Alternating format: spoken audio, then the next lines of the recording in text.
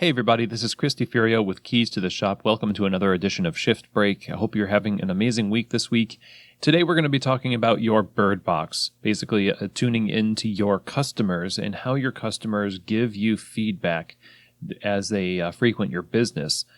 So a lot of us have seen the movie with Sandra Bullock where an unseen dangerous presence captivates the attention of people and causes all sorts of chaos, and the entire population that wants to survive is taken to putting blindfolds on so they don't have to look at this thing, and so they're effectively blind. And the only way, one of the ways that they can get around is there's these birds who can somehow sense that there is danger nearby.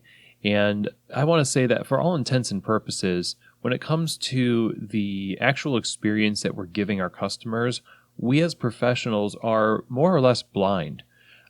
We can't see the whole picture, and we need something or someone to alert us to the dangers of inconsistency, lack of quality, just these hiccups in service, things like that. And why I got really interested in talking about this was I was working at a grocery store cafe. It was just a like seating area in a local Kroger grocery store when I was approached by an old customer of mine. He is a 74-year-old gentleman who always got a latte in the morning and read the paper.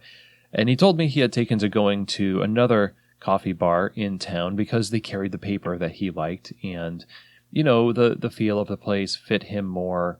Yeah, that's fair enough. It's still a bummer. But he told me in talking about lots of different things, he mentioned that he goes to various outlets of this particular coffee chain in Louisville, and he knows the barista that makes the best latte. The one barista makes it the best out of all these shops.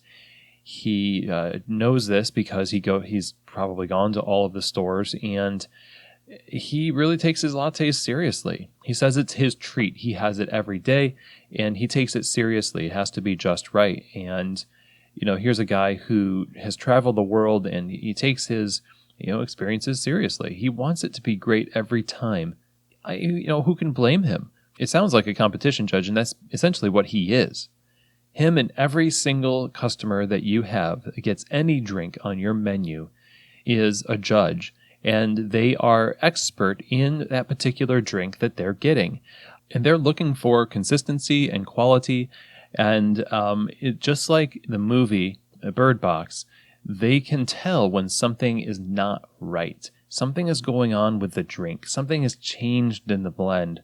Something is not right about this, the way the new employee made this latte that they have come to expect to taste the same every single time, or at least get a quality experience every single time. And like I said, we are blind to these types of details because we're inside our own world, in the back bar details, the scheduling, workflow, making sure that all of the equipment is working, dirty dishes. It blinds us. And the customer has just one thing that they really care about more than anything else. It's their drink. The thing that they get every other day or every day or even once a week. The surroundings are important, of course. The service is important, of course. And some would say, and I happen to be one of those people that thinks, hospitality and service, it just edges out quality a tad in terms of what, if you're going to choose, you don't have to choose, but if you're going to choose what to get right, that would be it. But if the drink is off, they're going to let you know one way or another, maybe by leaving, ordering a different thing, or telling you straight out. And it's usually in that order. A lot of times we don't get feedback from customers, but the customers notice it, and we're not necessarily open to feedback, or we don't provide avenues for feedback. And so if there is something off about the drink, a lot of people just bear it. This is a conversation we have in the industry. Like, if my drink is terrible in a coffee bar, who do I tell about that? Do I tell the barista? Do I have them pull the shot again? Do I tell the manager? Because then I feel like I'm telling on people. We put up with inconsistent and bad quality all the time, and it slips under the radar. Well, not even under the radar. We just pretend that everything is okay. For us, it's because we want to remain friends with people. We have some professional decorum, this hurdle that we can't necessarily overcome without burning some bridges, or for fear of that. The customer, on the other hand, doesn't have those types of reservations. They don't have the friendships. They're not following people on Instagram. They're not going to, competitions and seeing them face to face. So they have the ability to see more clearly what's happening as a result of our efforts, oftentimes more than we do.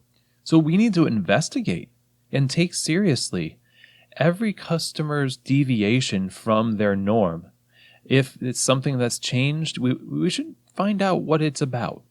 Getting feedback from customers and taking it seriously is important because, like I said, people will just bear with the inconsistencies to a certain point. Some people, when it reaches a critical mass, will change their drink, or they will stop going altogether and they will just go to another cafe the way the 74-year-old gentleman did in the beginning of this episode. So my encouragement is to look for the signs that this is happening. Pay attention to the little things that the customer is telling you about the drinks without telling you. Investigate and provide opportunity for feedback just by even asking questions about how things are. How was the drink? Did my suggestion pair well with your expectations of that drink? And how can we do better next time?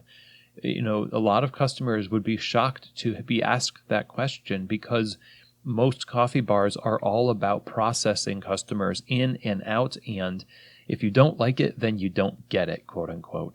And I think that's a really arrogant way to think about coffee. It's shamefully something that's very common. In fact, I think we are the ones who don't get it. So pretend you're a competitor. You want judges, just in the U.S. Coffee Championships, you want the judges to give you feedback because it helps you do better the next time you do your performance so you can win the title. So what are we competing for in the cafe?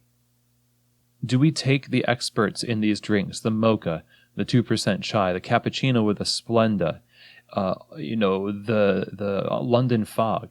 Do we take their satisfaction and their judgment seriously, like we would a competition judge? We are competing. We're competing for the hearts and minds and the patronage of the people in our communities. We want them to keep coming in and trust us with their drink, like possessive, their drink, okay? We like to think that we just focus on espresso and we just focus on dialing in the drip and everything else is a given, and it's just not so. Be as eager as a barista competitor after the title would be for solid feedback, actionable feedback, detailed feedback.